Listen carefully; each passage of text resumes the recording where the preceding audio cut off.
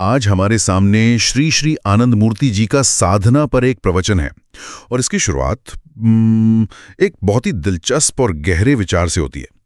प्रवचन कहता है कि जब इंसान का मन विकसित होता है तो उसमें एक अनंत क्षुधा जागती है, मतलब एक ऐसी भूख जो कभी खत्म नहीं होती। हाँ, और ये कोई आम भूख नहीं है।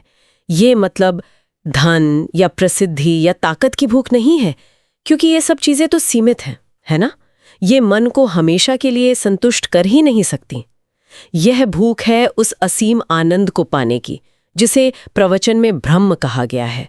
और इसी असीम को पाने की कोशिश को ही धर्म साधना का नाम दिया गया है। अच्छा, तो ये तो एक आदर्श स्थिति लगती है, लेकिन हम सब जानते हैं कि ज्यादातर लोग इस रास्ते पर नहीं चलते हैं। तो सवाल ये उठता है कि जब ये शक्तिशाली अनंत क्षुधा बिना किसी आध्यात्मिक दिशा के रह जाती है, तब क्या होता है? यहीं पे देखिए, प्रवचन एक बहुत ही चौंकाने वाला शब्द इस्तेमाल करता है, मार्जित शैतान, मतलब पॉलिश्ड डेविल्स। प्रवचन के अनुसार जब इस अनंत भूख को सही दिशा नहीं मिलती तो व्यक्ति का मन भटक जाता है, और ऐसा व्यक्ति चाहे समाज में कितना भी पढ़ा लिखा हो, बुद्धिमान हो, सम्मानित क्यों ना हो, वो असल में एक मार्जित शैतान बन जाता है।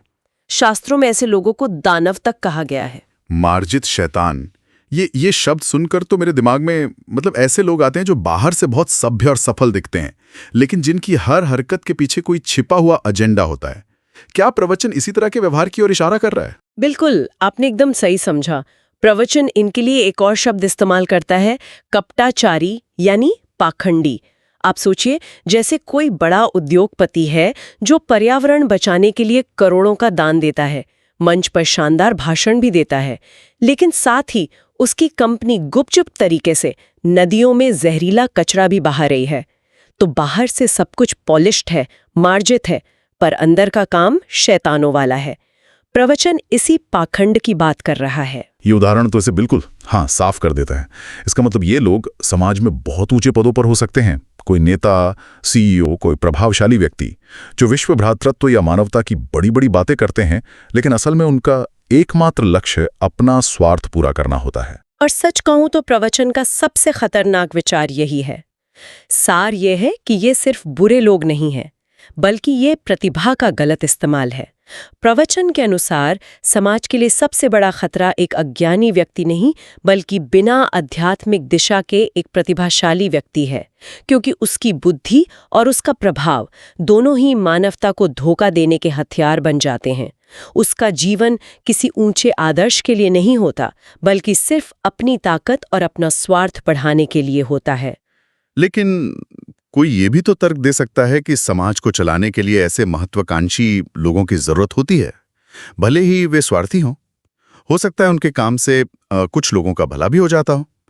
क्या प्रवचन इस विचार को पूरी तरह से खारिज करता है? प्रवचन इस मामले में बिल्कुल स्पष्ट है। वो कहता है कि ऐसे लोगों से इंसानियत का स्थायी रूप से कोई भला हो ही नहीं सकता।